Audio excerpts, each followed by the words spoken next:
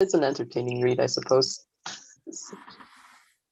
Although we've got two sort of very seductive sort of girls in the same body, in a sense, haven't we? Or we've got Megan, who's the classic swimwear sort of, you know, starving model type figure, and then we've got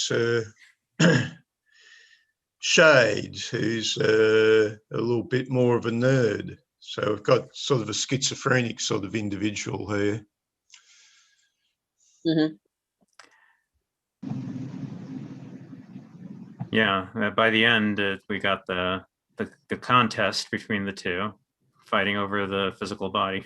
Yeah, and I guess, so Megan is going to be stuck in that purgatory, right? Is that where she's going to... Well, she's she already fought a battle with the shade that traveled from planet Meta, and then she diminished. Oh, she diminished? So, oh, I missed, somehow I missed that part. Okay. That was in, I forgot what page that was, but then she lost after Shade sort of just What? Took over. Summoned some kind of a he didn't took over, just summoned some really strange radioactive power that possesses her head, and then just made her go berserk, and then she just disappeared. I thought because, well, where she was before, Megan was talking with the other dude. Let me try to find it. And he said they were in purgatory, a kind of purgatory. And then I see where she vanishes, but I assumed she was just going to stay in that purgatory. Okay. I think I know what you mean, but I forgot what page that was though. Yeah, let me try to find it.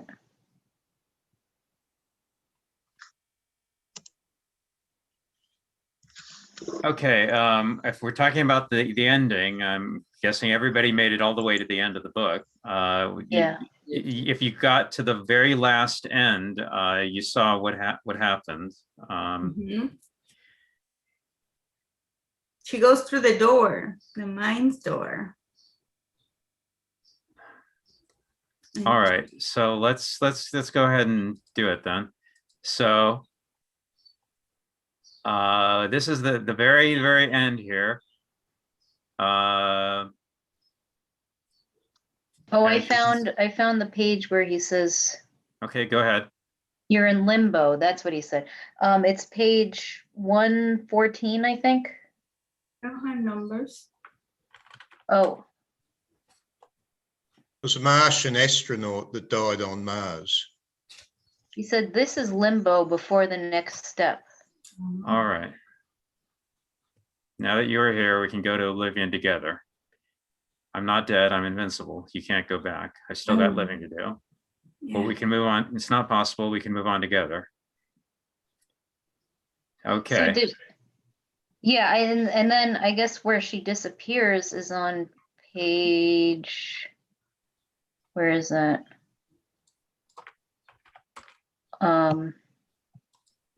Okay, it's page 140. All right. Mm-hmm. Now, if everyone sees this here. So this is the big climactic battle of the story between Shade and Megan. And as as Megan gives the final climactic blast, big explosion here, and now you see these tiny little particle flakes that look like snowflakes traveling around, but they're, you know, whatever they are, ectoplasm, I guess, of Megan's spirit, and she's gone now. We're safe, right? Remember this? Mm-hmm. Yeah, Okay. they said it's the essence, right? Now I'll see this. Is that what's left of Megan? Yes, the essence of her is gone. I feel the connection severed, and you can see it's the tiny pile of dust, whatever it is, ectoplasm or whatever it is, at their feet, piling up together as sprinkles around them. Ew. See? Right? Okay. Now pay attention here. Now see what happens here. You got the shot of the pile of little dust, and one of the particles goes Ew. up, flies over as they're sitting, talking, drinking coffee or chocolate, and one of the particles floats over. Oh, that's what that was. I didn't know. Okay, I didn't get that. You missed this, did you? See, I the saw, particle. no, I saw that she had something in her mouth. I didn't know what that was, though. I didn't get that was. The particle has moved out of that pile that we saw there, has floated on over, wafted, drifted over into her mouth, and now it's going all the way down. And look at that, implants herself I into didn't her. see that at all. I mean, And I begins saw it. blastogenesis. So God. Oh, and then it says, "I knew I'd find a way home." that's Megan. Is So Megan Megan, is Megan gonna be bad when she was born again? so if you missed what happened here, Megan has now implanted herself and impregnated herself into Shade. Right. What? Okay. And now- blastogenesis has already begun. See? And then it says on the bottom right-hand corner, "I knew I would always find a way home." That's Megan talking. Right. Wow. It's okay. So if you missed it, you missed it. It seemed pretty clear to me that's what had happened. Yeah. So that's- Megan has implanted herself, and Shade is now pregnant with effectively herself. So did they or will they continue this story? Yes, if you like, you can continue. We're not going to do it here, but if you'd like, you can continue. It did go on further. I don't. If you want to read further, sure. Yes, that's one of the things about comics. Yeah, it keeps going. Comics just keep. Actually, I think it's over by now. I don't know if it's currently being published. I think it ended at some point. But anyway, there's a second volume. If that's what you're asking, there's a second volume. Yes. Oh. Have you read that one? No. Is that something you learn because you have read a lot of comics? Because I stopped when the last language, like the last written language ended. I stopped paying attention. I saw the images, but I didn't retain anything because there was nothing else spoken. Is that something you learn, to really look at the images and what are they telling me with the images, even if there's no words? That is correct. You are absolutely correct, Barbie. It's both of those two information tracks at the same time. There's the text and there's the visuals. And if you only pay attention to one, you will miss 50% of the information. Okay. Both are important. A comic is a combination, a collaboration between two different tracks, the visual and the narrative. And you get information visually that you're not going to get from the text, and vice versa. So yeah, you do have to pay attention to both. That's the essence of the art form, essentially. So. I'm glad that happened at the beginning. So I'm like, okay, now next time I read it, I'm going to read it differently. Wait, I didn't realize that she got impregnated, actually. I thought that was just a foreshadowing of what's going to happen in the next series or something. I observed she got pregnant, but I didn't connect the dots. I didn't realize it was Megan's return. Megan has insinuated herself into the scenario, and she's definitely not going away. You just cannot keep the evil will to power attitude down. Isn't that the meanest act of being bullied, impregnating somebody without their permission? We could probably talk about the ethics of this. Sure. I mean, well, clearly Megan is the villain here.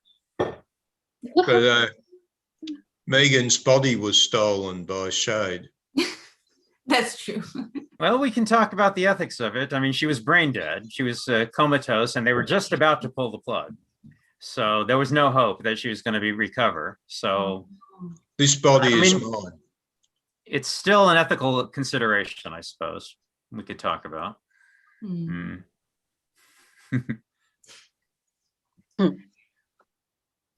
I thought it was kind of cool how they took the story of this girl and put someone else in her body and almost like gave another perspective on her life. You know what I mean? Like okay, I'm thinking about what if someone or an alien or whatever were to embody me and then live my experience, like what would they say about me? They would have to figure out like things about me, stuff like that. I just thought that was really cool how they did that. Stuff about me. Hmm. Yeah, it's like it's like you can kind of get another perspective on your life. Oh, okay. Yeah, I can see that. Yeah, it could get into issues of identity and are we, who we make ourselves out to be, or are we the reflection of others? Do we exist in a social context only? Our identity, the sense of self of who we are, is there something inviolate about that? Or are we molded and shaped by the social context we are embedded in? That's an interesting question, actually.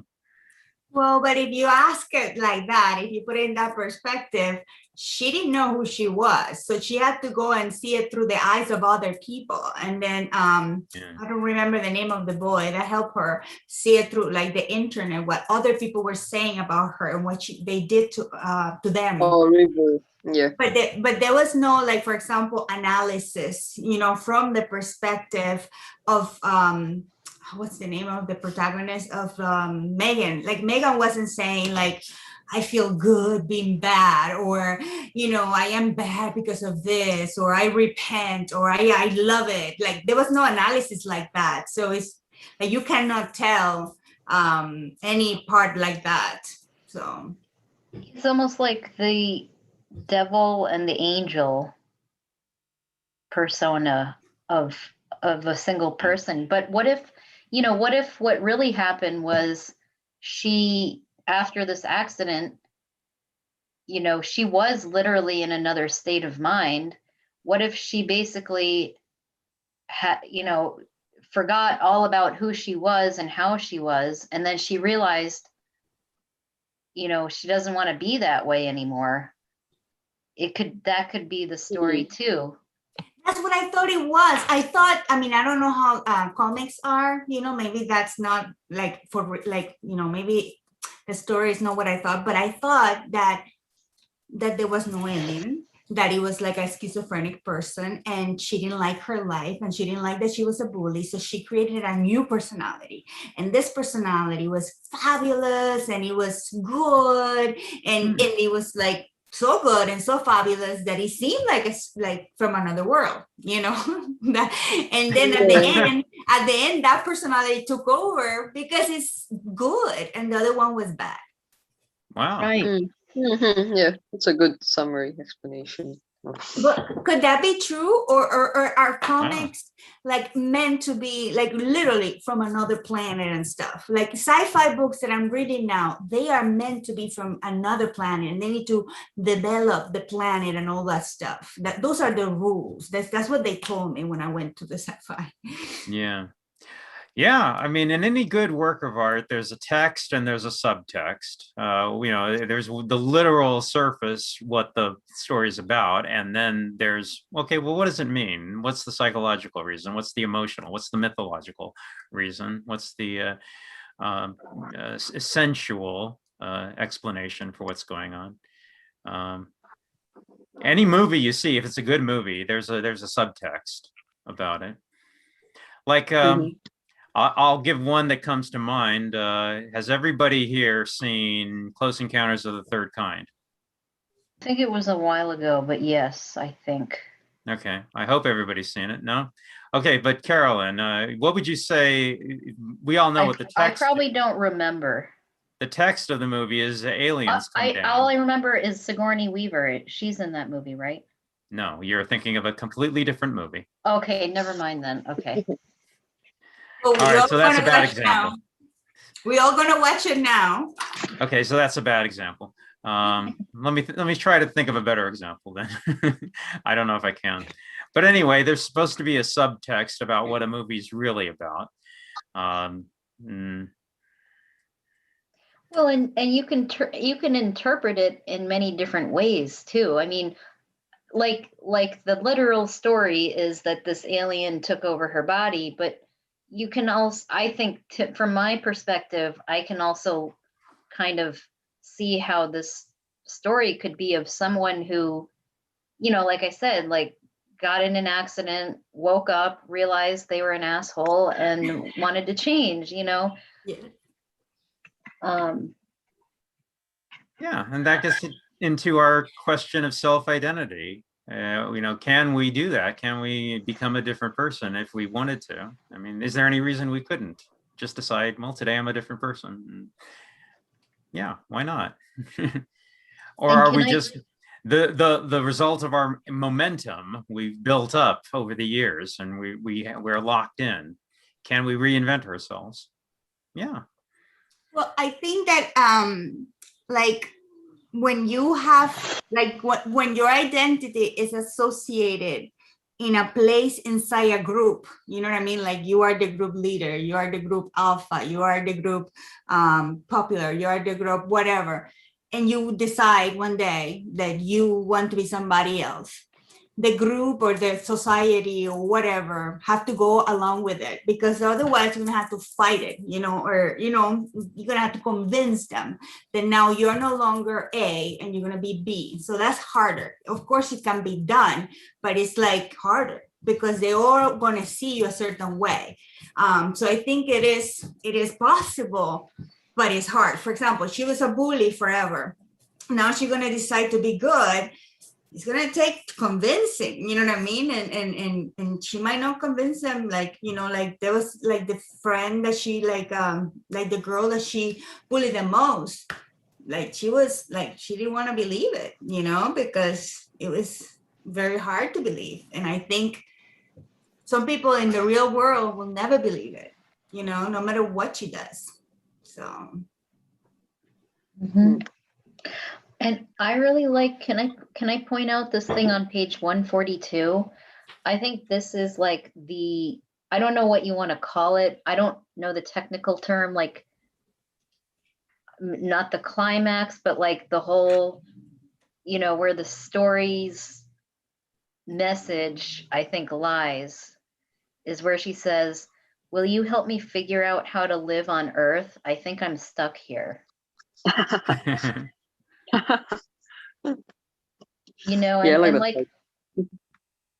just felt like I can relate to that so much because I'm trying to figure out how to live on Earth too. Me too. Yeah. Like, I think I'm stuck here. And so, let me try to do the best I can with what I got. Mhm. Mm. Yeah, I mean that's a good sentence for all of us. We're all stuck here, and how do we make sense of being here? Yeah.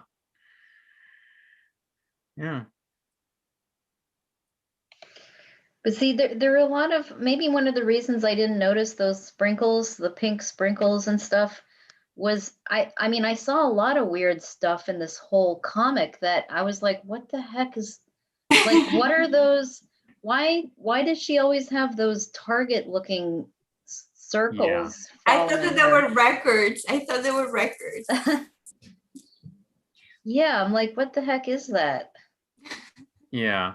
Well, yeah, I mean, we could get into the mechanics of what's going on here. I mean, that's, the madness vest that she stole, which started the whole thing. and how it works and how it operates. I mean, we could get into the whole nitty gritty of it all, but if we wanted to. I was telling David at the beginning before you guys jump in that I was so excited because I usually don't read comics, and the first that I read in a long time, because the first one I was V for Vendetta. It was about a person that gets its powers from a piece of fashion. Like I thought that it was amazing. So. Oh, what happened to him? Wait, what? Wait, I'm thinking, what's the guy's name that was just here?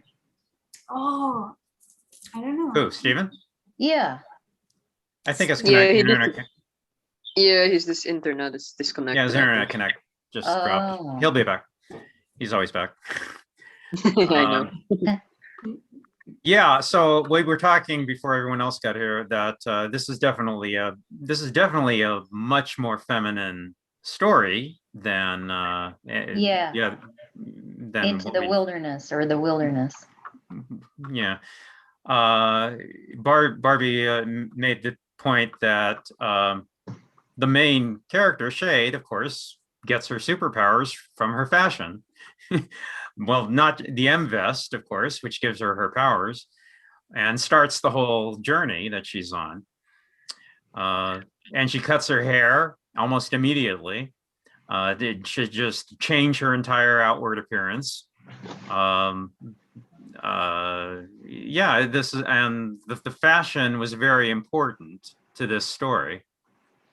But you know what I didn't understand? Like the guy, the scientist guy that is looking for the vest, he made it sound that you will die when you have the vest, but she didn't die. So why she didn't die? If you're talking about Melu is definitely not a guy. She's a woman. Oh. You're talking about Melu.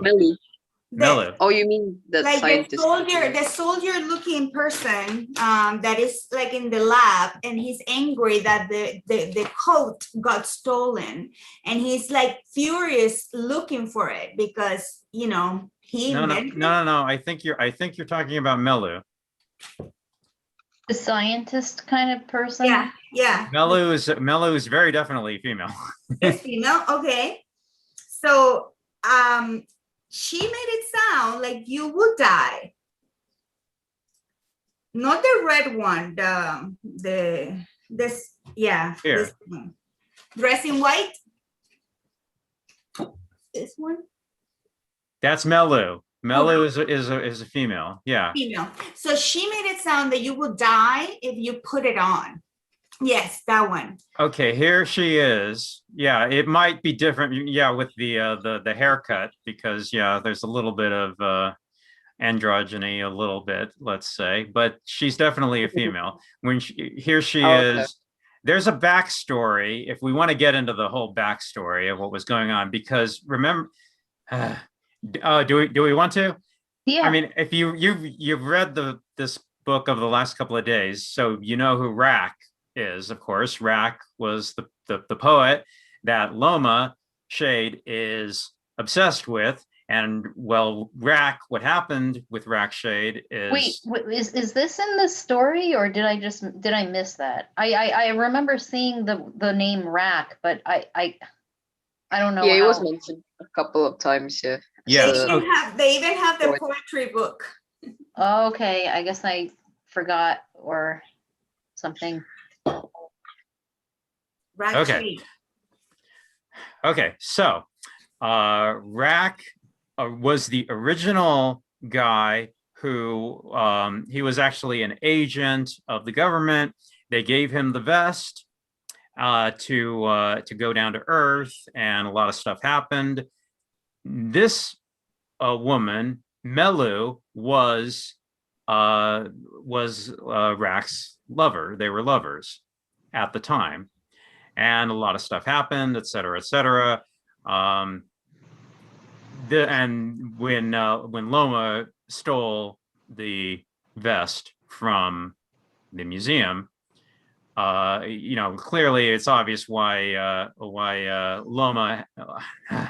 Melu has a very personal relationship with this situation here. So here she is saying we could have had it all. You know, she's still very deeply in love with Rack, obviously. We were once a power to be reckoned with. Remember what you promised me, that we go mad together. This part is in the book? This part? This is, I'm looking at page 84. Oh, I missed that. I mean, that. You see, she's still desperately in love with Rack, and she really wants to get back. You know, she has a personal connection to all of this. It's why she's basically been driven insane by her own love and thwarted ambition here. So she thinks that if she gets the jacket back, she will be connected to Rack? Well, there is that.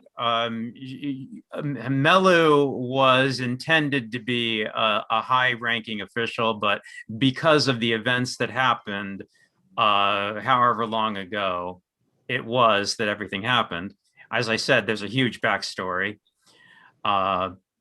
She, you know, that sabotaged all of her ambition of what was going to happen. She was on a fast track to a great deal of success in this, and that's why she's a little embittered about the results of her life.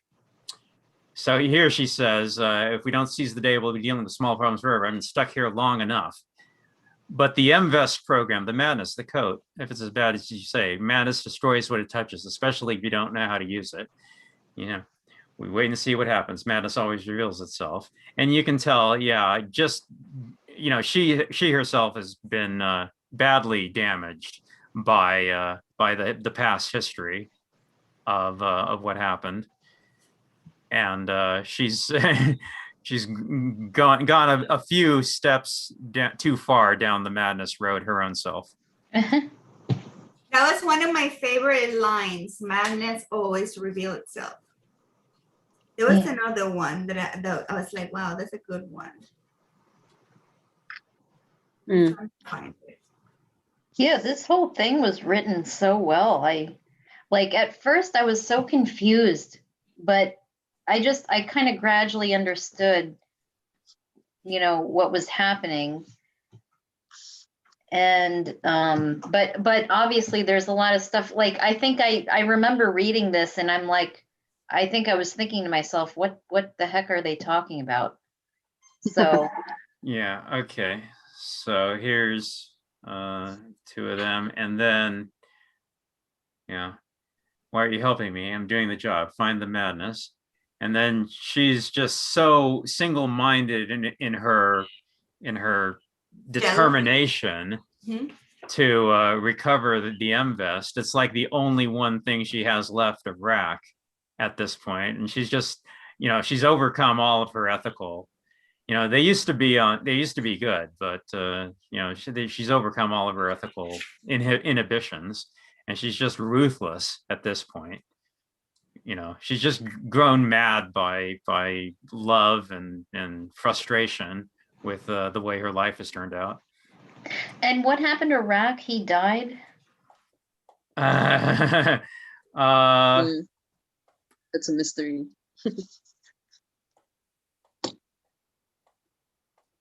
Yeah, I mean, if we want to go into the whole thing, because there is a whole huge backstory. Here we go. I want that coat. It belongs to me. Yeah, here he goes. Yeah. They've been consumed by the madness. Yeah.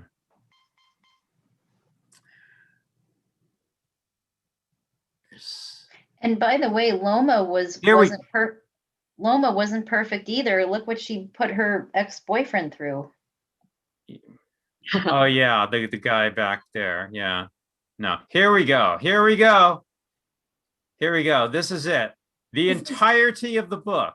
In the entire book, this is the one shot we see of Rackshade. What is he doing there? Just the one. No, that's a hologram. That's not him. Oh. But but that's him. That's Rackshade right there. In the whole book, this is the only time we see him. Is he dead? Well, that's the thing. I guess they never actually outright say it, but yeah, here we go. With she's explaining. In the past, we had recruits who were trained to manipulate madness to their will, but that program was discontinued. Half the recruits died. So this was a program that the government of Meta was doing to research this new technology that they had, and Rackshade was a government agent who was entrusted to, and when he came down to Earth to experiment and do research, utilizing the technology of the M-Vest.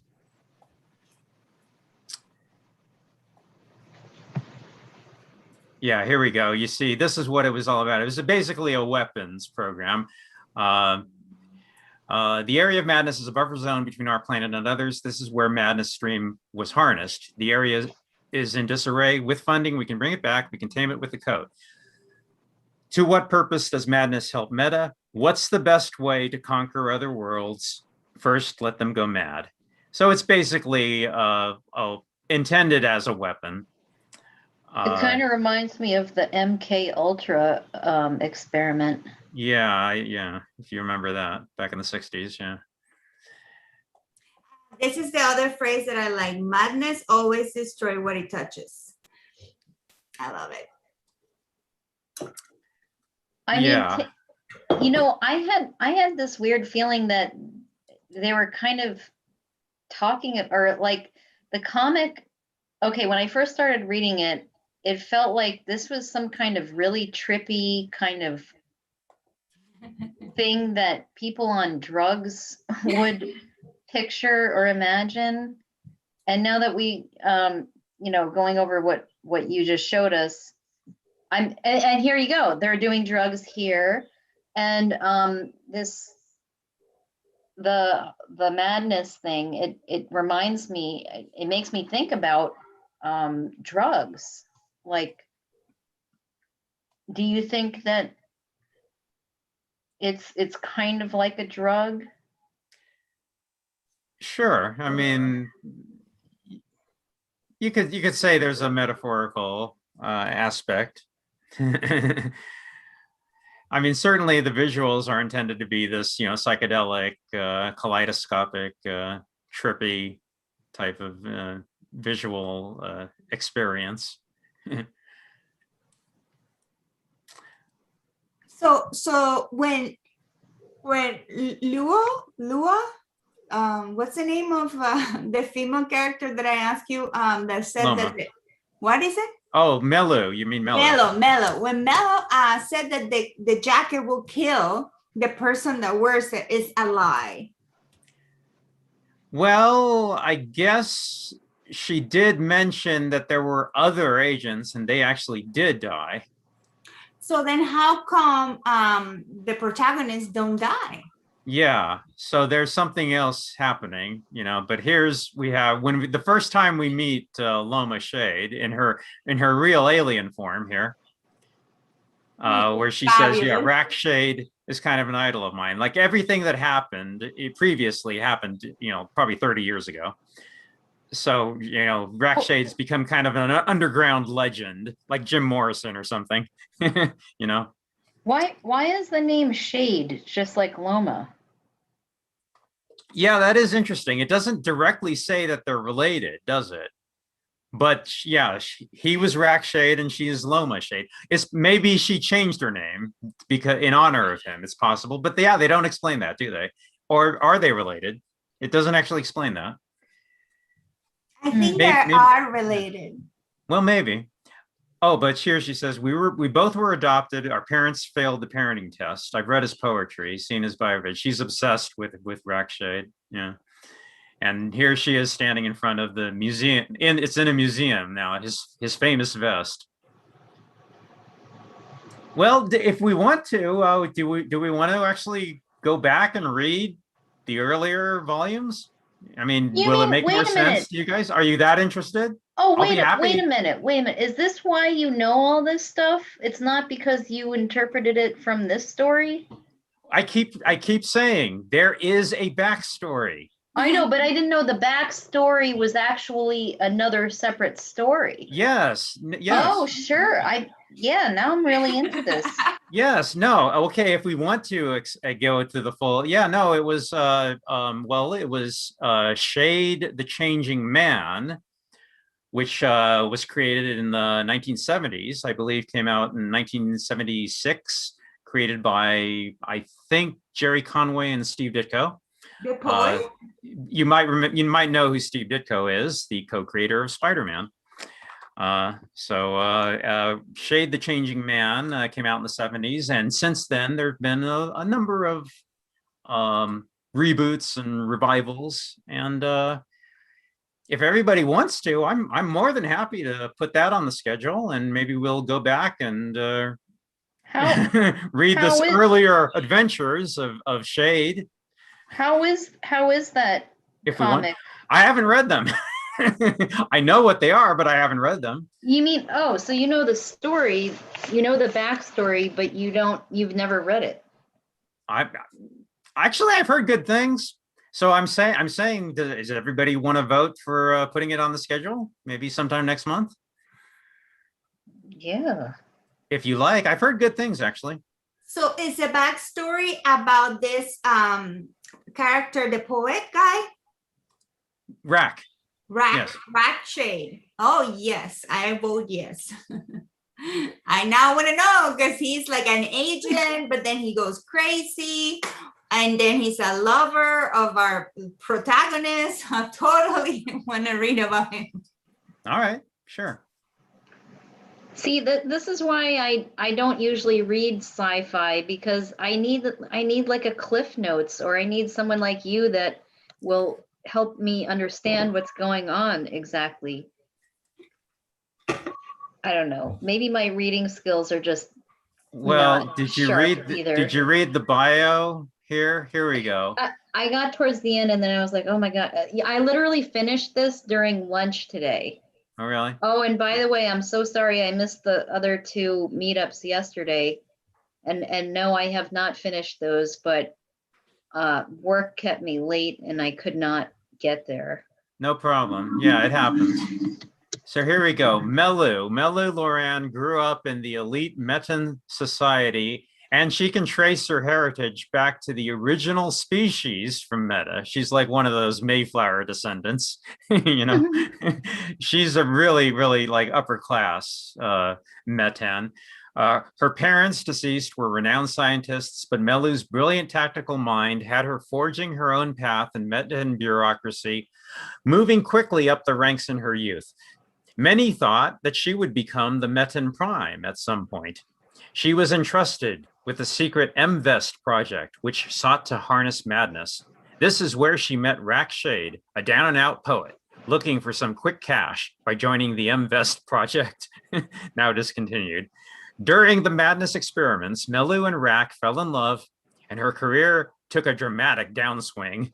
Their love affair was epic, leaving Metans wondering about Lauren's judgment and capacity to ever run Meta. The project was deemed a failure, and she was passed over for promotions and quickly lost her standing in Metan politics.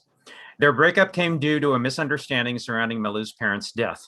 Rack fled to Earth on the Madness stream to evade charges. Melu's hatred of Rackshade is well documented, and when he returned to Meta, she used her political power to make his life miserable. This abuse of power ruined all of her chances at the promising political career that she had demonstrated in her youth. Rack wrote his greatest poem, Melu's Lament, based on their doomed love. Her accusations proved to be unfounded, as it later came out that Rackshade has nothing to do with Lauren's famous parents' death, but any reconciliation was too late. She never got over Rackshade. She was pardoned for her misuse of public resources for her own personal agenda and relegated to the Department of Galactic Affairs. Small problems, a far fall for someone who had such a bright future. Small problems. Wait So a minute. she's So deeply embittered by the So- whole thing. wait a minute, but it doesn't say he's dead, does it? It says that he went to Earth. That's the thing. Okay, yeah. So we still don't know what really happened and where is he now. So we don't have a good answer for that. Yeah. Wow. And that was part of the book, and I didn't even like pay attention to it. So I just think I need to learn how to read comic books. But you can see, yeah, there's definitely a lot of psychology and backstory with Mello, because she's so deeply hurt and embittered by the whole encounter that happened decades earlier from this volume. But that makes for a really rich, layered villain, though, because you know she's not just an evil. She has a background that there's you know, there's motivation for what she's doing. Wait a minute. So she doesn't know, but she must not know that he's on Earth, right? Because like we said, she said something like if you die if you're going to eventually die, or you're going to die if you put the jacket on. Like, why didn't, if she, okay, so I'm just wondering, like, okay, so she said she wanted to go mad with him together, which to me, it sounds like let's do drugs together, let's get high together. But, you know, why didn't she go after him? So why didn't she put the coat on? No, she did. If you read those earlier stories, no, she was a very much a character in the early stories, you know, which I haven't read. But no, no, well, I mean, a lot of stuff happened in those early series. It's like, yeah, this is like a spin-off television show of an earlier television show. And if you haven't watched the earlier television show, then yeah, I mean, you may not know what they're referencing if you didn't watch the earlier show, you know. Hi, Kalpana. Yeah, thanks for being here, Kalpana. What happened to Steven again? Oh, his internet goes in and out. I'm sure he'll be back. I think the Mellow, I went too far with like what was his name? With Lepuk. Lipok, yeah. But, yeah, because it didn't like, she kind of damaged his brain because she wanted to take control of his brain. He like he didn't want to tell her where Yeah. Loma she has lost her moral center. She's lost her ethical compass. I mean, she wouldn't have done this earlier, but now she's grown so embittered, and so she's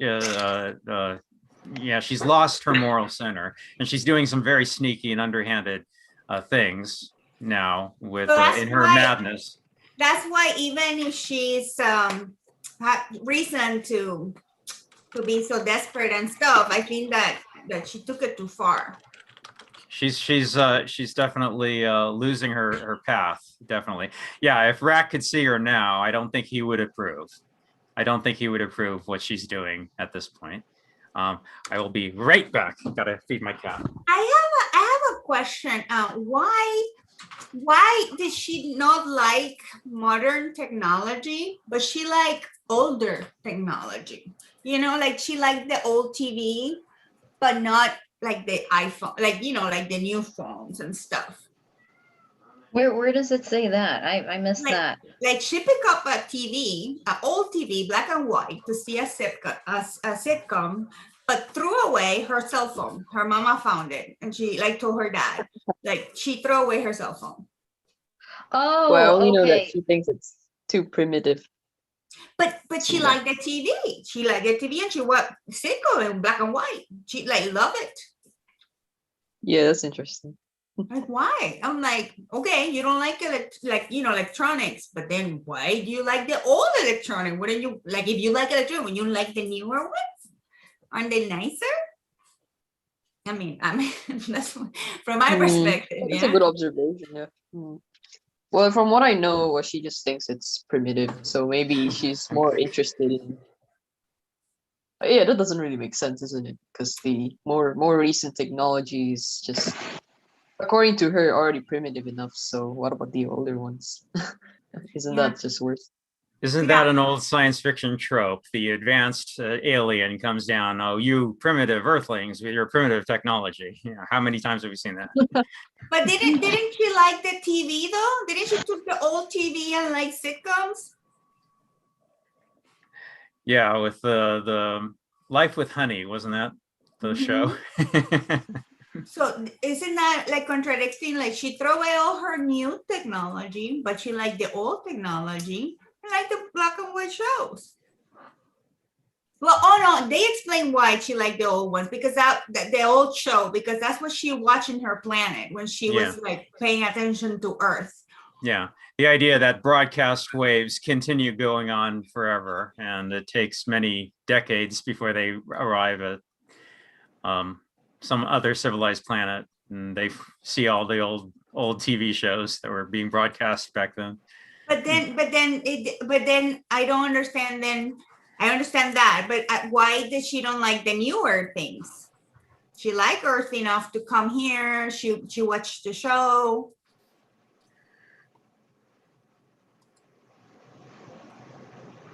Okay, I have a question. Yeah.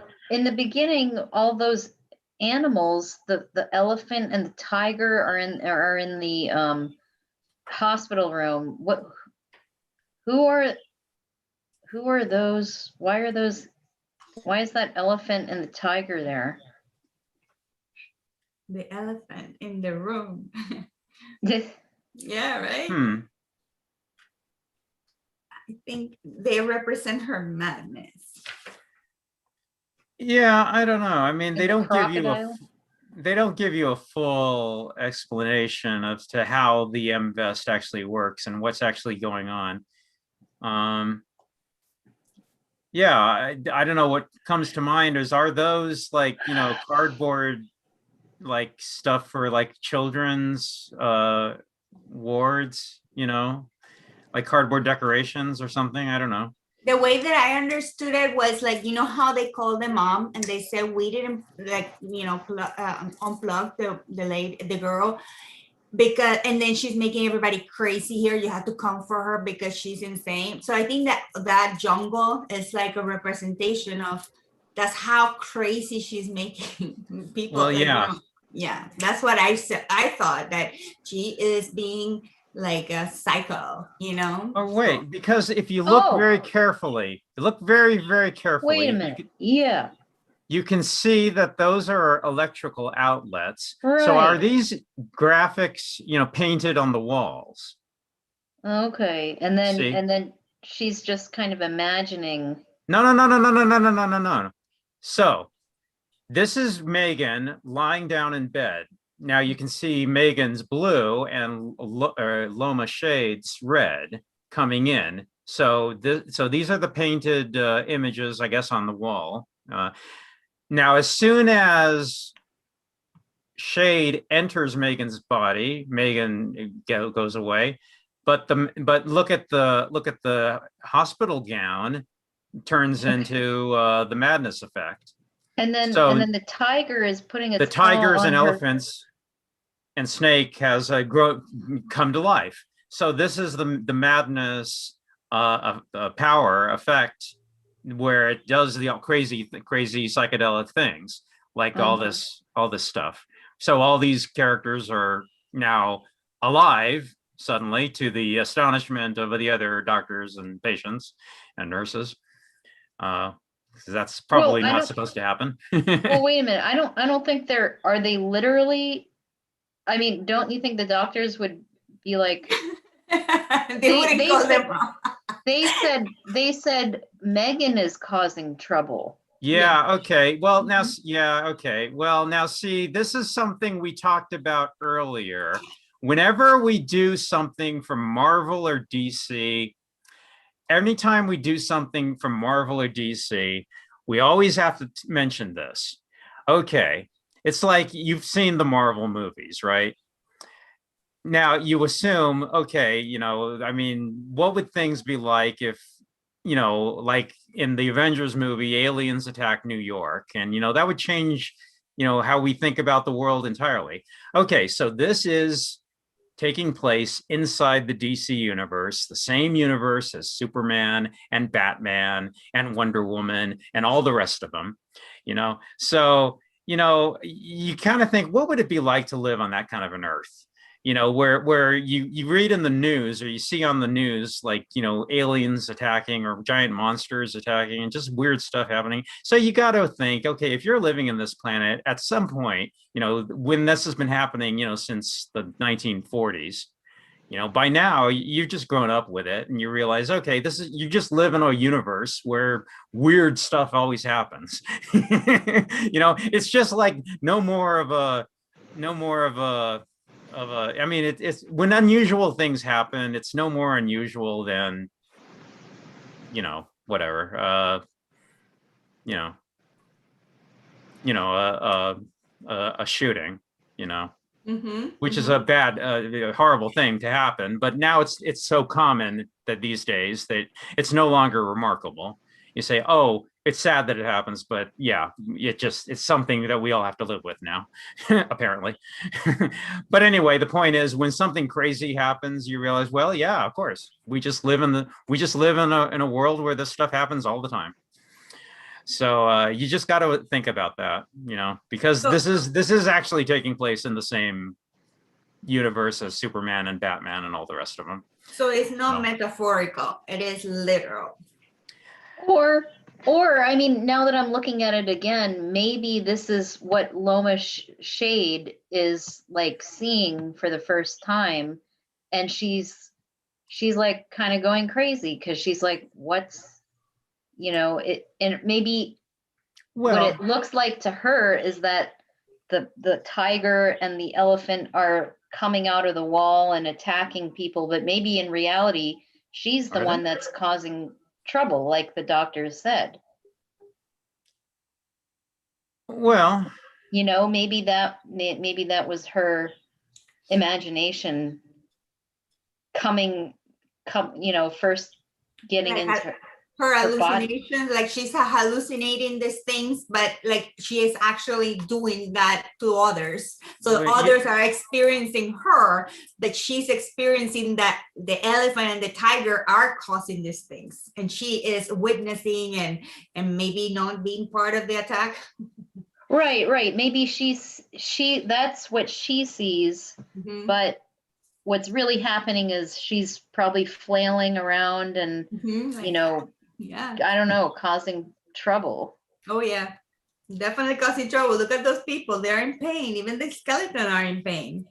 Yeah. Well, I would assume if that was happened, they could overcome you know, a 16-year-old girl if they absolutely need to. Doesn't she have superpowers?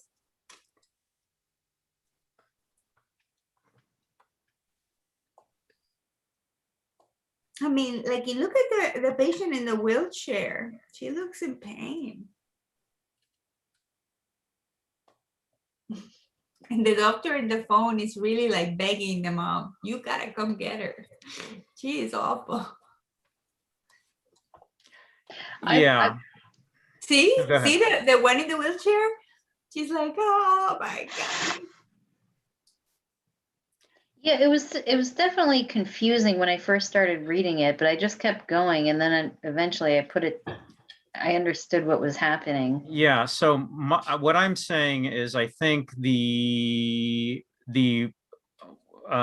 effect of the M-Vest is to cause a variety of psychedelic and psychotropic effects, like, for example, bringing painted images to life and all these psychedelic kaleidoscopic visual events happening, and affect people around it or the wielder, to give them in a certain mood. And I think it probably is, you know,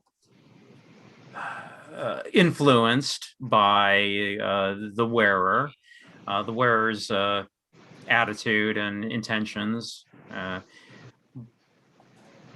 But I think there is clearly Yeah, okay, so you see this person is probably in a bit of distress in the wheelchair, but this person's laughing, a nurse, I think it is, and other people having different effects. So it's just not controlled. It's just going off in many different directions to many different people. Oh, so it Look is. at the balloons. Look at the balloons. Even the balloons are having reactions. Even the balloons. Oh, yeah. Yes. See? So, okay, so wait. So are you saying that this madness thing, it affects other people as well? Well, I think that's what it's looking like it. I mean, just if you're in the vicinity of it and it's not being controlled, it's The just going computer. off randomly. Look at the Okay. computer. Even the wolves inside the computer are having a reaction. I think it's yeah, she's watching a YouTube video or something. It's amazing. Singing dogs or something. Yeah, it's so creative. I know. And the more you look at it, the more things you see. Yeah. Amazing. So how do I order the comics so I can see it like digital? Like, can I do that in Amazon? Yes, you can get digital comics. Absolutely. Is it the Kindle? Like, do I order? Is it the Kindle version? Yeah, you can get. There are ways to order digital comics, and But is it the genre? Is it like not the genre, but like the type? Is it Kindle? You can read. I believe you can read comics on your Kindle. Yeah. I would check Comixology. I think this is published by DC. I believe DC has their own subscription service so that you can get their whole archives. But yeah, that's available. Because I think I like it more like in the computer because you can like make it bigger. Yeah. Pretty cool. I do think that the effects of the MVest are intended to be like really like literally happening, but whether they're visual or whether they're physically manifesting, I think is open for question. As you can see, even as she's driving along, you still see things like the eyeball tree here. I mean, she's not in control of the vest. I mean, she just put it on and immediately went down to earth with it. So she has no idea what she's doing with it. And you can see she's just, I always like that visual of her vomiting up the madness and just her hair just blending in with it. Yeah. She immediately cuts her hair. Yeah. This is I mean, you got to admit, this is a very feminine story. This is a very female story. Totally. The fashion, the hair, the colors. The outward appearance is much more important.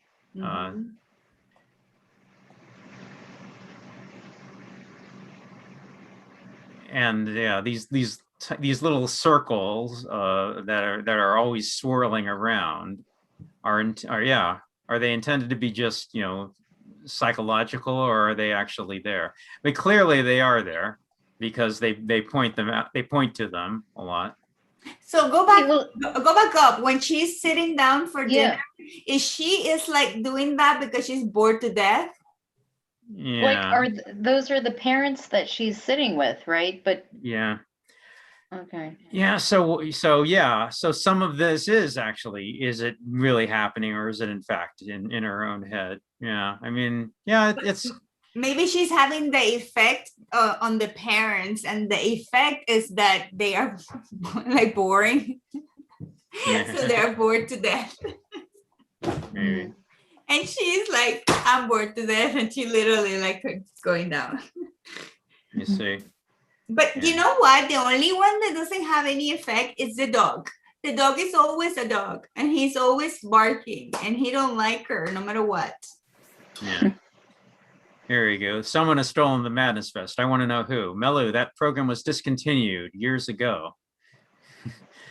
Yeah, of course she would be the first one to be concerned about it, given her history with Rack and Okay, so Read this part, the next part, where she says that she's in control. right. Okay, so maybe she's trying to control it. Like, didn't they say earlier some people tried to control the madness? Yeah, and apparently Rack was not the only one agent. There were others, but well, yeah, we'd have to read the earlier volumes to see how that went. And but he was the only one that actually got very far with it, I guess.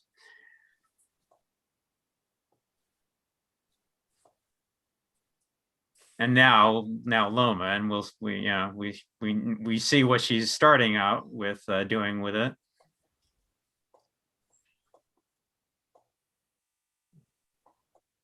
Yeah, this is one of the things with comics. If it's a long comic, yeah, you either read part of it just to sample, and maybe we do the rest of it, maybe we don't. Like before you got here, we did From Hell, and that took us 8 weeks. We did the whole thing in 8 weeks. That's a long comic. We did the whole thing in 8 weeks. So, if everybody wants to, I'll put other Shade volumes on the schedule in the weeks to come, and we can continue reading the exciting adventures. The one from the 70s, Well, I'll I'll pay attention to what we need to learn if we want to continue. Yeah, and it sounds like we do. So, and when you're reading this, you see what was it, Carolyn? You said the difference between the caption boxes. Oh, I mean, I guess I was thinking well, I was confused, but I was thinking that was Loma's voice with the boxes, and I mean, Well, but now it just looks like they're just her thoughts. Well, when you see, okay, some of these boxes in blue, these are definitely Loma's thinking right now. Right. Human bodies are so strange. Sleep is different. Dreams are different. Lumps bloom in other places. New colors seen through these primitive eyes. New smells, new holes. Okay. New kinds of evacuations. Yeah. New sensations. But when you see these caption boxes that are multicolored, that's Rack Shade's old poetry. Okay. Those are poems that Rack wrote. I see. And she's like such a fangirl for Rack Shade that she has memorized all of his poetry, and lines from his poems, are constantly going through her head. Look at the dog. The dog is barking like crazy. Yeah. Who was that professor that he encouraged people to take LSD? You mean Timothy Leary? Oh, right.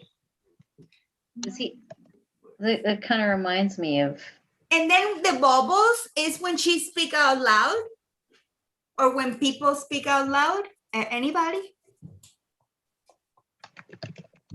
What bubbles?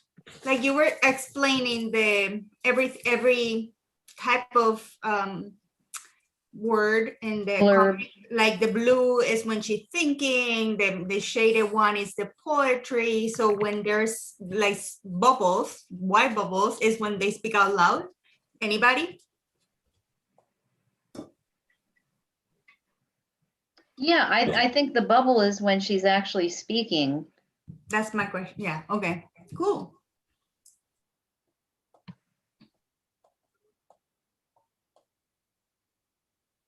Here you go. I'm Milu from the Ministry to investigate the theft of the Madness Vest. Yeah, I mean, she's definitely not a one-dimensional villain. I mean, she has depth to her. She has a lot of, rich history and background that makes her a little bit of a sympathetic villain. She's not just, this evil person. She's been very hurt and very badly damaged. But that makes for a better villain, doesn't it?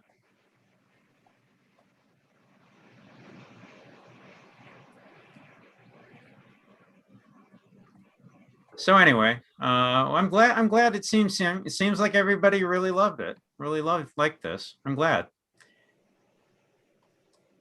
Yeah. Shade the Changing Girl, Cecile Castellucci, who apparently I don't know much about. Apparently, my understanding is she's actually a YA author. She's actually a YA prose author. And I think that comes across a bit in this.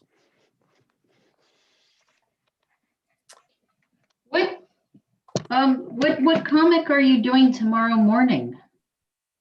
I'll be right back. I'm going to take my dog out for a second. Okay. No problem.